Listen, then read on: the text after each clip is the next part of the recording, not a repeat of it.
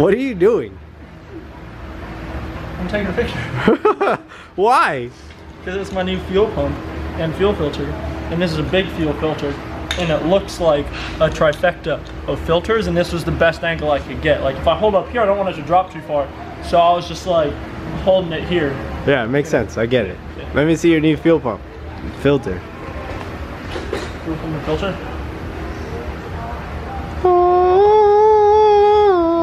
Wait, it's not focused. Brand new fittings. Yeah, D-Tworks hooked it up with that new. Yeah, they did. And that is gonna. And with the injectors too. Look at this. That's gonna win competitions. That's what that's gonna do. This is gonna make it run right. I know. This is gonna win competitions. So wait, tell them about your injectors. We haven't recorded in forever. Oh, so these injectors, they inject fuel. So no. So previously I was at 35.5 pound injectors, so that's pounds per minute. Guess let's see, unit measure. These are 42 pound injectors, which I think, what is that, like 350 cc, 400? No, it's close to its own number, so you could consider them like 420, but it's more like 400.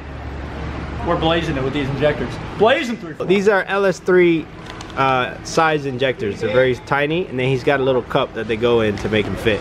Where has Megan been this whole time?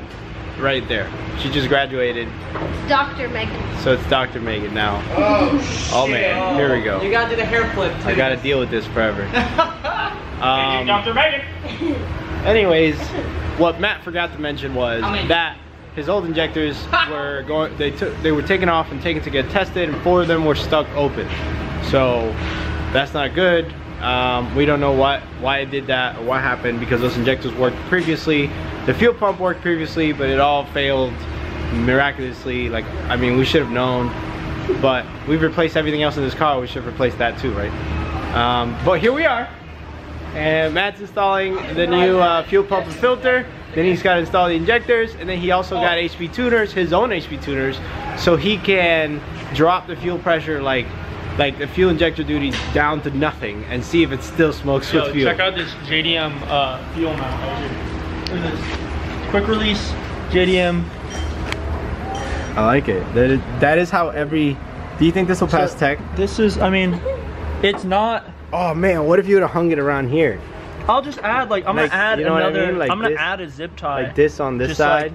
I brought my trailer to the shop. I'm gonna be working on it. Someone hit me on this side of the trailer a while ago. I'm fixing it myself. They broke this. This was like all the way over here. I've been hammering it. You can see the crease where it was bent. I've been hammering it back. I already got the light out. I got another replacement. I just got to weld it right there. That's why the welder's here. And then I started a tire rack in the front that I also have to finish. D-Tworks hooking it up.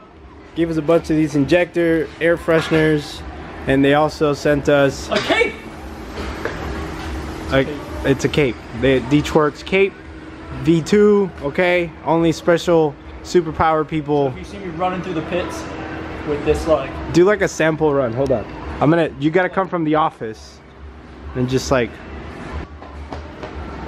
I'm committed to this cape. Zip tie. Oh, that's perfect. Stand in front of the wind. Oh. Do more wavy, Wang. Kill him. Jesus, my D-Tworks cape. Okay, I'm ready to take this cape off. I'm done being a hero. While Matt was playing around, I finished this, hammered it back in place, welded it there, welded it under there. I just got to do the wiring. It's almost done, and we're good here. What the hell? There you go. Now you're pimping, bro. I'm out of gas. A pump. This one didn't start, so he went over there. Bring the nitrous, Matt.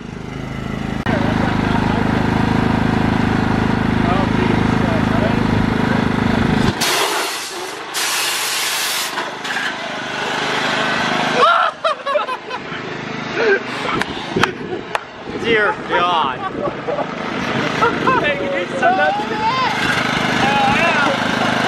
Matt got the new fuel pump and injectors in. He's gonna start it for the first time.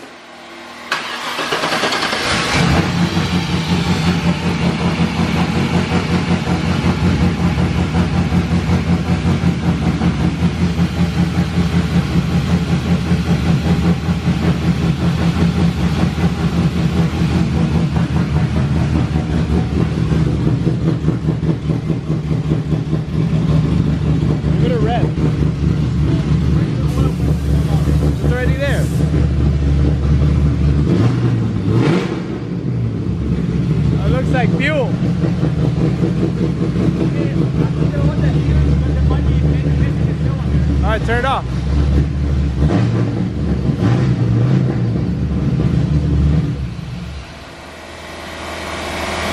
Hey!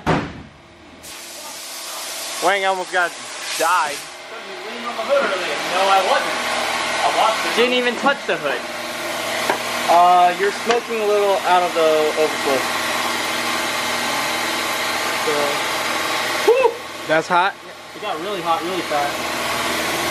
Usually they're like... Where's your crayon? Yeah, that's what I need. Use that little white thing for the tire. Maybe that'll work. What are we checking? Yeah, I got my fingers. Temperature.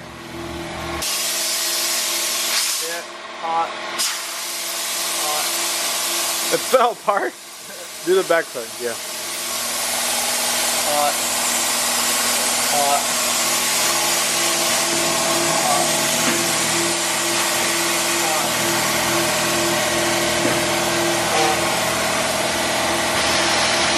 Hot. We're all firing. That's good. That's a good start because last time these 3 were like not working. So now we got all 8. I mean, that's just fuel in the system. So now we gotta. I'll load up. What I'll do is I'll load up the original tune on the car. You have it? I have it. Put the original tune then. And I'll put the original tune on it, and we'll see what it does. Okay. So making my own tire rack, and if you don't have one of these, you should definitely get one. Look at that. It's holding it up, ready for me to weld. So if you don't have one of these, you need one. That way I don't have to call Matt or Wang over to hold it up for me while I tack it. Now I can just tack it, see if I like it, and then keep welding. Alright guys, I'm really tired. I don't know if you can see I'm sweaty, but I have to put the camera down because we got busy really fast. Here's the project done. It's all in there. We haven't decided how we're going to secure the tires in place. It does fit 7 and 7 above, and they were made for 265s, and some of these tires are smaller, so that's why they leave a little gap. But I measured it all out for 265 size tires, which is usually what we run. They're going to be held in place pretty good, and then either a bar through here that attaches off of here, or Matt suggested one of those chain links or whatever those are called, I forgot, like bike lock type thing around the whole thing on both sides, and that should hold them in place. They're not gonna fall out. There's like way too much energy forward for like stuck in there for them to actually come in this direction. I mean, maybe if I hit some crazy ditch, but I really doubt it. We also messed with Matt's car, mainly him. He started messing with the HP tuners and learning how to change the VE table, the main VE table.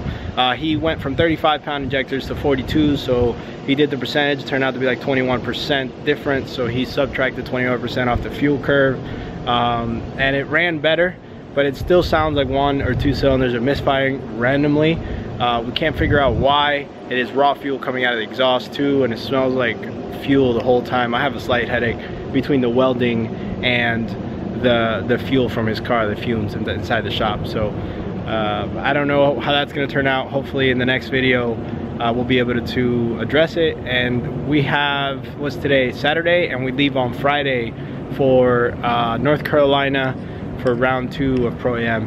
His car gets tuned on Tuesday, and then hopefully on Tuesday we know if the car is going to be competitive or not. If not, then we have to figure out a backup car, either my S13 or his other Z that is obviously on nitrous, but it's not as much power. My S13 has to have the C transferred over and a couple other things for safety spec that mine is expired. I don't know, we'll see what happens. Stay tuned. I'm sorry the videos are so random and all over the place. It's just, we got to put the camera down sometimes, but you get to see the final product anyway. So thank you guys for watching, liking, subscribing. Goodbye.